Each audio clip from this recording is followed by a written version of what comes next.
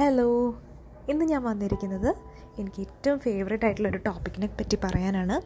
Time management. ഈ ലോകത്തെ എല്ലാവർക്കും ഒരേപോലെ കിട്ടിയിട്ടുള്ള ഒരു കാര്യമാണല്ലേ സമയം. 24 മണിക്കൂർ. അത് ഏറ്റവും ഭംഗിയായി വിനിയോഗിക്കുന്നവനാണ് ഏറ്റവും പ്രൊഡക്റ്റീവ്.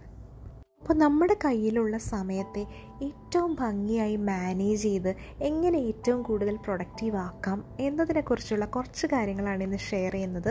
അതിന് പറ്റിയ കുറച്ച് ടിപ്സും അങ്ങനെയുള്ള കാര്യങ്ങളെല്ലാം. അപ്പോൾ നമുക്ക് കണ്ടു നോക്കിയാലോ. നമ്മുടെ ഡെയിലി ആക്ടിവിറ്റീസ് പ്രയോറിറ്റൈസ് ചെയ്യുക.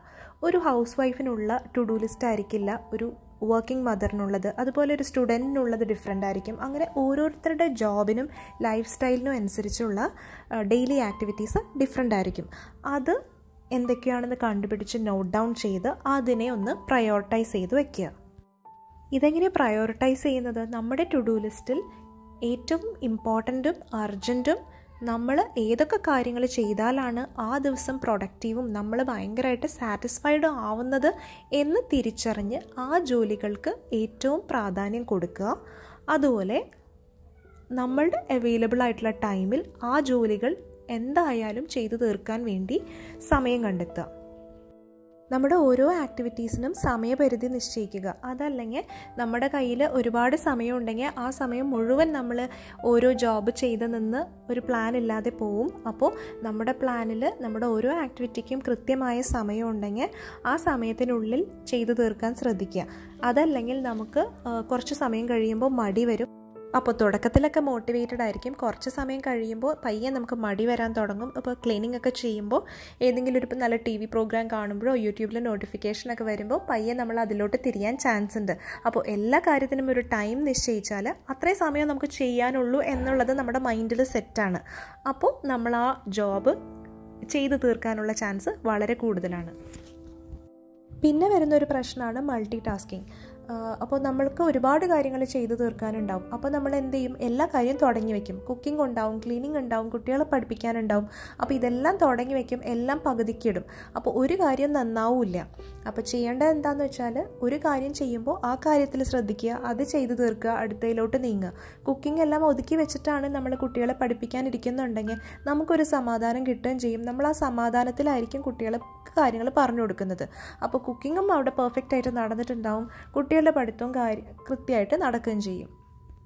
അപ്പോൾ ഏത് ജോലി ചെയ്യുമ്പോഴും മൈൻഡ്ഫുള്ളി ചെയ്യാൻ ശ്രദ്ധിക്കുക. അപ്പോൾ ആ ജോലി കൂടുതൽ കൃത്യമായും പെർഫെക്റ്റായും ചെയ്തു തീർക്കാൻ നമുക്ക് സാധിക്കും. Weekly planning. എല്ലാ വീക്കെൻഡും നമ്മൾ അടുത്ത വരാൻ പോകുന്ന വീക്കിന് വേണ്ടി ഒരു ജനറലായിട്ട് ഐഡിയ ഉണ്ടായിരിക്കുക. ബിസി ആയിട്ടുള്ള അമ്മമാർക്കൊക്കെ ഇത് ഒത്തിരി ഹെൽപ്ഫുള്ളായിരിക്കും. നമ്മൾ ഉണ്ടാക്കാൻ പോകുന്ന ആ ആഴ്ചയിലെ ഭക്ഷണത്തെ പറ്റി ഒരു ഐഡിയ ഉണ്ടായിരിക്കുക. അപ്പോൾ നമുക്ക് ആ ആഴ്ചയിലെ ഗ്രോസറിയും എല്ലാം പ്ലാൻ ചെയ്ത് വെക്കാൻ പറ്റും. അതുപോലെ കുറേ കാര്യങ്ങൾ നമുക്ക് മീൽ പ്രിപ്പറേഷൻ ചെയ്ത് വെക്കാൻ പറ്റും. അതുപോലെ കുട്ടികളുടെ കാര്യങ്ങളാണെങ്കിലും അവരുടെ സ്റ്റഡീസ്, അവർക്ക് വാങ്ങേണ്ട സാധനങ്ങൾ, അവർ ഡോക്ടേഴ്സ് അപ്പോയിൻമെൻറ്റ്സ്, ഇതെല്ലാം ഒന്ന് നോട്ട് ഡൗൺ ചെയ്ത് ഒരു വീക്ക്ലി ഓവർവ്യൂ നമ്മുടെ കയ്യിലുണ്ടെങ്കിൽ അത് ഭയങ്കര ഇഫക്റ്റീവായിരിക്കും. ആ വീക്ക് പിന്നെ നമ്മൾ ഫുൾ ഓൺ കൺട്രോളായിരിക്കും. ഈ weekly planning daily to do list ഉണ്ടാക്കുമ്പോൾ വളരെയധികം ഹെൽപ്ഫുള്ളായിരിക്കും. അപ്പോൾ രാവിലെ എഴുന്നേൽക്കുമ്പോൾ തന്നെ നമുക്ക് ആ ദിവസം ചെയ്യേണ്ട കുക്കിംഗ് എന്താ, ക്ലീനിങ് എന്താ എന്നുള്ളതെല്ലാം നമുക്ക് നല്ല ക്ലിയർ ആയിരിക്കും. പെട്ടെന്ന് തന്നെ ജോലികൾ ചെയ്തു തീർക്കാനും പറ്റും.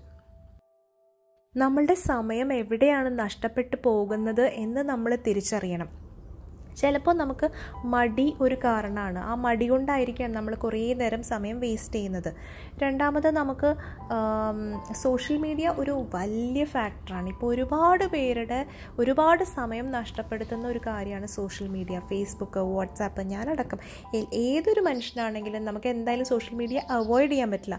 അപ്പോൾ എത്ര സമയം നമ്മളതിൽ സ്പെൻഡ് ചെയ്യുന്നുണ്ട് എന്നുള്ളത് നമുക്ക് തിരിച്ചറിയണം. ഒരു ദിവസം നമുക്ക് എത്ര സമയം നമുക്കുണ്ട്, അതിൽ നമുക്ക് സോഷ്യൽ മീഡിയയ്ക്ക് വേണ്ടി നമ്മളൊരു ടൈം അലോട്ട് ചെയ്ത് വയ്ക്കുക. ആ സമയത്ത് യൂസ് ചെയ്യുക. അപ്പോൾ ഏത് തരത്തിലുള്ള ഡിസ്ട്രാക്ഷൻസ് ആണോ നിങ്ങൾക്കുള്ളത് അത് തിരിച്ചറിഞ്ഞ് അതിനുള്ള സൊല്യൂഷൻസ് കണ്ടുപിടിക്കുക. ലക്ഷ്യങ്ങൾ ഉണ്ടാവുക. അപ്പോൾ ഇപ്പോൾ 2021 തുടങ്ങുകയാണ്, നമ്മളൊക്കെ ഗോൾസ് സെറ്റ് ചെയ്ത് ഇരിക്കുകയാണ്. അപ്പോൾ ഒരു ലക്ഷ്യവും ഇല്ലാതെ ജീവിച്ചാൽ നമുക്ക് ഭയങ്കര ഒരു മടുപ്പായിരിക്കും. അപ്പോൾ ജീവിതത്തിൽ എപ്പോഴും ലക്ഷ്യങ്ങൾ ഉണ്ടാവുക, അത് നേടിയെടുക്കാൻ വേണ്ടിയായിരിക്കണം നമ്മൾ ഓരോ ദിവസവും ഉണർന്നെഴുന്നേൽക്കുന്നത്. അപ്പോൾ ഈ ലക്ഷ്യങ്ങളെ നമ്മൾ ക്വാർട്ടർലി ആയിട്ടും മന്ത്ലി ആയിട്ടും വീക്ക്ലി ആയിട്ടും ഡെയിലി ആയിട്ടും തരംതിരിച്ച് ഓരോ ദിവസവും നമ്മൾ അതിനു വേണ്ടി നമ്മുടെ ഡെയിലി ആക്ടിവിറ്റീസിൽ അതിനു വേണ്ടി നമ്മൾ വർക്ക് ചെയ്യണം. അപ്പോൾ അങ്ങനെ നമ്മൾ മോട്ടിവേറ്റഡ് ആണെങ്കിൽ നമുക്ക് സമയം വേസ്റ്റ് ചെയ്ത് കളയാൻ തോന്നില്ല.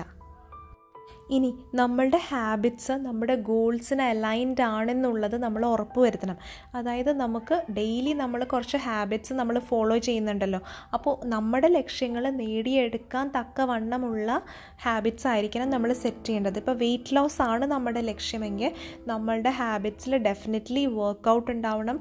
അതുപോലെ ഷുഗർ കട്ട് ചെയ്യാം, പിന്നെന്താ ഇഷ്ടംപോലെ വെള്ളം കുടിക്കുക, അങ്ങനെയുള്ള കാര്യങ്ങളെല്ലാം നമ്മുടെ ഹാബിറ്റ്സിൽ ഉണ്ടാവണം. അതുപോലെ ഓരോ ഗോൾസിനും അനുസരിച്ചുള്ള ഹാബിറ്റ്സ് ആവണം നമ്മുടെ ഡെയിലി ആക്ടിവിറ്റീസിൽ ഉണ്ടാവേണ്ടത്. അപ്പോൾ നമ്മുടെ ടൈം അലോട്ട് ചെയ്യുമ്പോൾ നമ്മൾ എന്തായാലും നമ്മുടെ ജോബിന് വേണ്ടിയൊരു ടൈം, നമ്മുടെ വീട്ടിലെ കാര്യങ്ങൾക്ക് കുക്കിങ്ങിനാണെങ്കിലും ക്ലീനിങ്ങിനാണെങ്കിലും അതിനു വേണ്ടിയൊരു ടൈം, അതുപോലെ ഈക്വലി ഇമ്പോർട്ടൻ്റ് ആണ് സെൽഫ് കെയറിന് വേണ്ടിയുള്ള ടൈം, നമ്മുടെ മീ ടൈം. അതൊരിക്കലും അവോയ്ഡ് ചെയ്യരുത്. നമ്മുടെ മൈൻഡ് റിഫ്രഷ് ആവാനുള്ള ഏറ്റവും ഇമ്പോർട്ടൻ്റ് ആയിട്ടുള്ളൊരു ടൈമാണത്. അതിനെന്തായാലും നമ്മൾ കുറച്ച് സമയം മാറ്റി വെക്കണം. അതുപോലെ നമുക്ക് കുറച്ച് നേരം റെസ്റ്റ് എടുക്കാനും നമ്മളുടെ ഹോബീസ് ഡെവലപ്പ് ചെയ്യാനും ഇതിനെല്ലാം നമുക്ക് നമ്മളുടെ അവൈലബിൾ ആയിട്ടുള്ള സമയത്തിനനുസരിച്ച് ഒരു കുറച്ച് സമയം നമ്മൾ എന്തായാലും മാറ്റി വെക്കണം.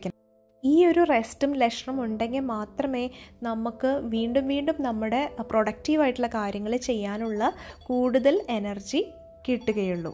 അപ്പോൾ ഡെഫിനറ്റ്ലി നമ്മൾ റെസ്റ്റിനും ഹോബീസിനും മീ ടൈമിനുള്ള ടൈം കണ്ടെത്തണം. സമയം എങ്ങനെ നമുക്ക് കൂടുതൽ കണ്ടെത്താം എന്ന് കണ്ടുപിടിക്കുക. ഇപ്പോൾ നമ്മൾ ഒരുപാട് ഉറങ്ങി സമയം നഷ്ടപ്പെടുത്തുന്ന ഒരാളാണെങ്കിൽ നമ്മുടെ ഉറക്കത്തിൻ്റെ സമയം അല്പം കുറയ്ക്കുക. ഇപ്പോൾ 8 മണിക്കൂർ ഉറങ്ങുന്ന ഒരാളാണെങ്കിൽ 7 മണിക്കൂർ ആക്കിയോണ്ടൊന്നും പ്രത്യേകിച്ചൊന്നും സംഭവിക്കാൻ പോകുന്നില്ല.